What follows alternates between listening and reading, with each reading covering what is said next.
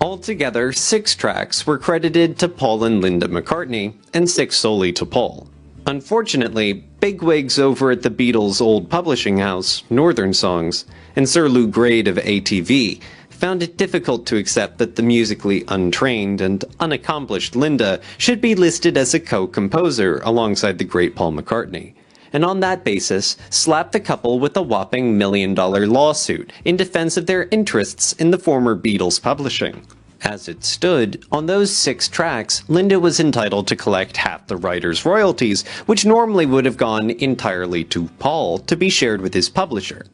Mrs. McCartney, however, was not one of Northern's clients, and therefore that little bit of flesh would have been denied to them.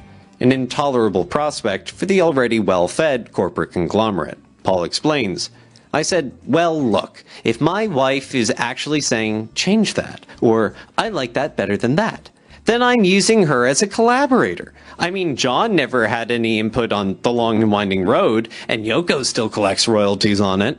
You gotta flow with these things." The joke at the time was that Linda was the only one getting paid in our household, because we were all held up with Apple being subject to litigation.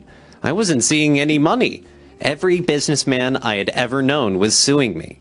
I felt, I'm damned if she's not going to get paid for it. I'll put in a bill for her services. They weren't major checks, but it was the only money we were seeing because she was the only one free of all the contracts in our house. With no wish to further legally entangle himself, Paul agreed to film a television special for ATV in exchange for their dropping the suit. Additionally, Linda would get to keep her royalties.